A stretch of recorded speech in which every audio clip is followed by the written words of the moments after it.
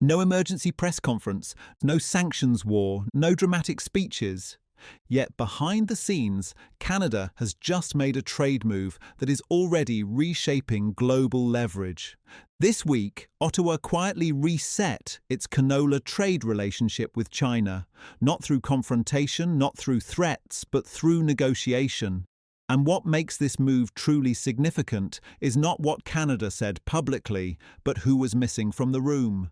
The United States did not design this deal, it did not announce it, and it did not control the outcome. At first glance, canola sounds like a narrow agricultural issue, something for farmers, futures markets, and trade lawyers. But in reality, canola is far more than that.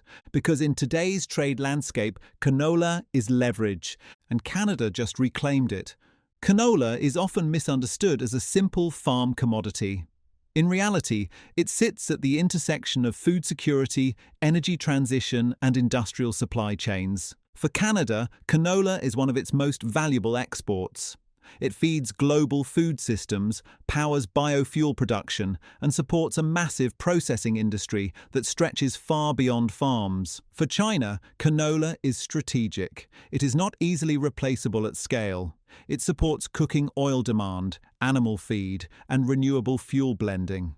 That's why China has historically been Canada's largest and most critical canola buyer. This relationship was never just about crops, it was about access, and access in global trade is power. When canola flows freely, both sides win. When it doesn't, pressure builds fast. The breakdown didn't begin with canola, it began with electric vehicles. In the previous phase of Canada's trade policy, Ottawa aligned itself closely with Washington's hardline stance on Chinese EVs. High tariffs were imposed under the logic of protecting domestic industry, mirroring US policy almost step for step. China responded the way it always does when agriculture is involved, directly, decisively, and asymmetrically. Canola tariffs skyrocketed. In some cases, effective rates reached 84%. Canadian farmers, processors, and exporters became collateral damage in a dispute they did not create. The message from Beijing was clear: if you adopt US pressure tactics, you absorb the consequences alone. And that's exactly what happened. The New Deal changes that equation. Under the reset, tariffs on Canadian canola seed are expected to fall to roughly 15%, a dramatic reduction from previous levels. Canola meal and oil are set to receive relief as well, alongside other agricultural and seafood products. Most importantly, this deal is not vague, it is not aspirational, it is time-bound and operational, with clear expectations and implementation windows.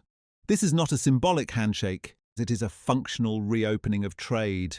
For markets, that certainty matters more than rhetoric. What makes this reset especially notable is what it does not include. There was no joint announcement with Washington, no trilateral framework, no coordinated messaging. Canada did not position this as part of a broader Western strategy. It moved independently.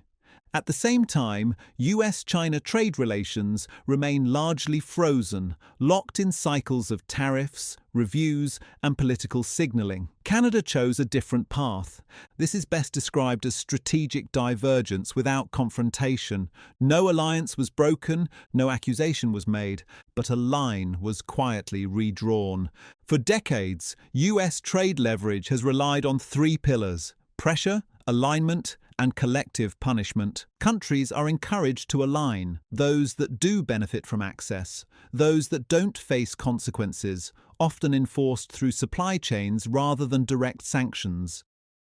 Canada's canola reset breaks that pattern.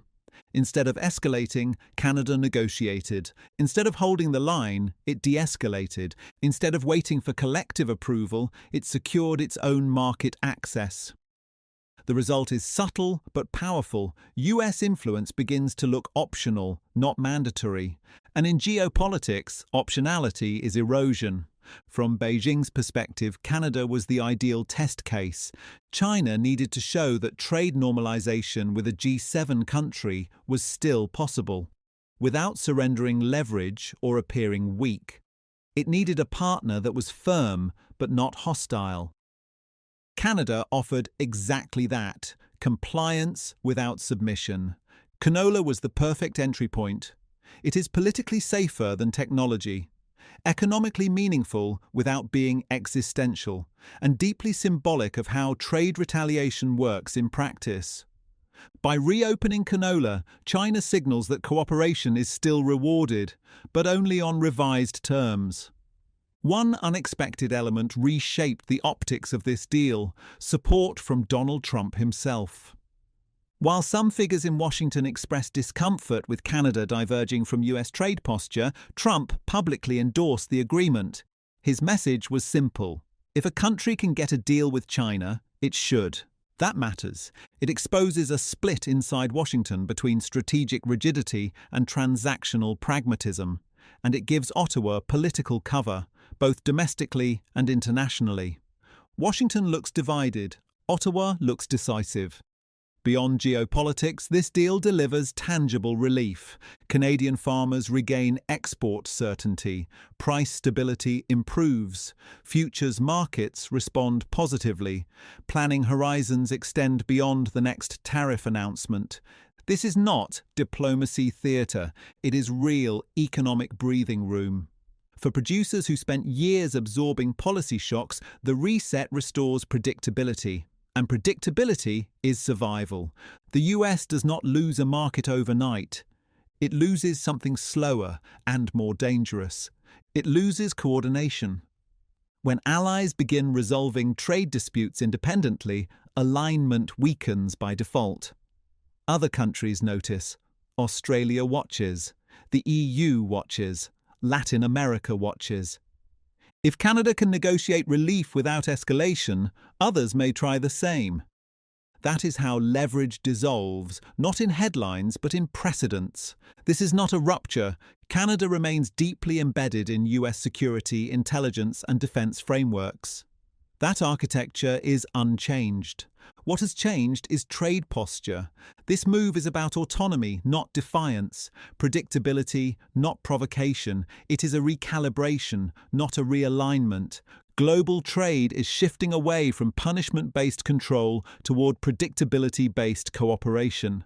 Canada is positioning itself as flexible, pragmatic, and market-first. In a fractured trade world, that posture is powerful. There were no slogans, no speeches, no ultimatums, just a quiet reset and a loud consequence. Canada did not challenge US power, it simply stopped waiting for it. And in today's trade landscape, that may be the most consequential move of all.